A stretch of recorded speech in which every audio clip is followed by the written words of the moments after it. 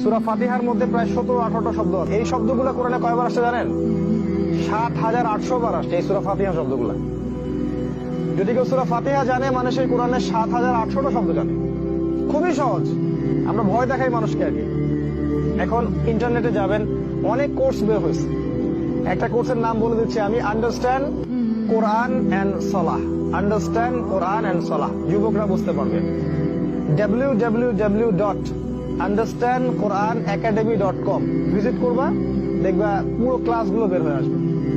প্রায় 100টা ক্লাস থাকবে, প্রত্যেকটা ক্লাসে তোমার 10 মিনিট 20 মিনিট করে বই দেওয়া থাকবে, ডাউনলোড করবা, পড়বা, দেখবা সব শিখে ফেলতে পারছো।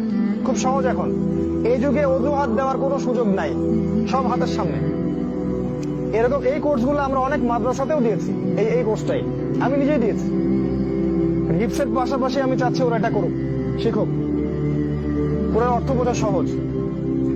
এই টেকনিকটার সাথে আপনি কিছু যদি গ্রামার জানেন, আরবি গ্রামার, ইসম কোনগুলা, বিশেষ্য কোনগুলা, ফেল কোনগুলা, ক্রিয়া কোনগুলা, হরফ কোনগুলা, এগুলো যদি জানেন, আপনি ইনশাআল্লাহ কোরআনের 70 থেকে 80% এমনি অনুবাদ করতে পারবেন ইনশাআল্লাহ। বাকি 20% কঠিন, সেটা আপনি পরে চিন্তা করেন, ওটা আগে মাথা কামানোর দরকার নাই, ওগুলো পরে চিন্তা করেন। কমন অনেক কিছু পাবেন, এই অর্থটা বোঝার চেষ্টা করেন। না হলে কি হবে জানেন? না হলে কোরআন আপনি ভিতর থেকে অনুভব করতে পারবেন না, কোরআনের শিক্ষা আপনি বাস্তবায়ন করতে পারবেন না। যেমন দেখেন, প্রত্যেক ফরজ নামাজে আমরা বলি গায়রিল মাগদুবি আলাইহিম ওয়ালাদ-দাল্লিন, বলি না? এই মাগদুব কারা? এই মাগদুব মানে ইহুদি জাতি। আর দল্লিন কারা? এই দল্লিন মানে খ্রিস্টান জাতি, নাসারা। এই আয়াতের অর্থ হচ্ছে, আল্লাহ আমাদেরকে মাগদুবদের উপর তুমি যে গজব দিয়েছো ওইটা আমাদেরকে দিও না, আর দল্লিন পথভ্রষ্টদের পথে আমাদেরকে পরিচালিত করো না। সাহাবীরা জিজ্ঞেস করলেন, ইয়া রাসূলুল্লাহ, মাগদুব কারা আর দল্লিন কারা?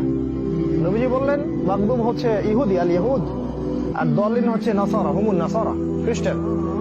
দেখেন, প্রত্যেক নামাজে আপনি আল্লাহর কাছে আশ্রয় চাচ্ছেন, আল্লাহ আমাকে ইহুদিদের পথ থেকে বাঁচান আর খ্রিস্টানদের পথ থেকে বাঁচান। এবার দেখেন, আপনার রাজনীতি কার পথে?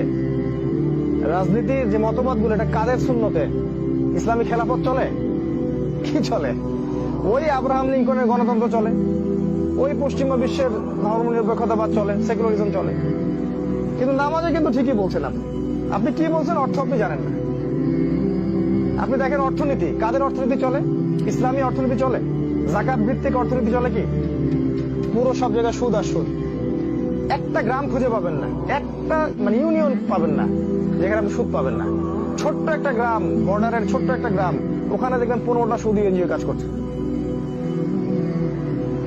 এরা এমন ভাবে চক্রটা জাল বিছিয়েছে যে মানুষের রিজিকটাকে হারাম করে দেওয়ার চিন্তা করছে। অনেকদিন বলেছি, সুদ মায়ের সাথে জিনা করা, মেয়েদেরকে ধর্ষণ করার অপরাধ, আল্লাহ এবং তার রাসূলের সাথে যুদ্ধ করার মতো অপরাধ। তারপরেও মানুষের কলিজাটা ভেদ করছে না কথাগুলা। কেন করছে না? কারণ হারাম খাইতে খাইতে, সুদ খাইতে খাইতে আর পাপ করতে করতে কলবটা মরে গেছে। বিশ্বাস করেন, কলব বলে কিছু নাই এখন। নবীজি বলেছেন, যখন কেউ একটা পাপ করে কলবে একটা দাগ পড়ে, আরেকটা পাপ করলে আরেকটা দাগ পড়ে। এইভাবে এক পর্যায়ে কলবটা কালো হয়ে যায়, দুর্গন্ধ বের হয়। এই জন্য মালাকুল মউত যখন আসে, তখন তারা দুর্গন্ধের চোটে তার জানটা কবজ করতে চায় না। তারা টেনে হিসড়ে সেখান থেকে রূহটা বের করে তাড়াতাড়ি করে একটা জায়গায় ঢুকাই দিয়ে সিজ্জিনে পাঠায় দেয়। সিজ্জিন কোথায়? একদম জাহান্নাম, মাটির তলে সিজ্জিন। আল্লাহ পাক আমাদেরকে হেফাজত করুন, আল্লাহুম্মা আমিন।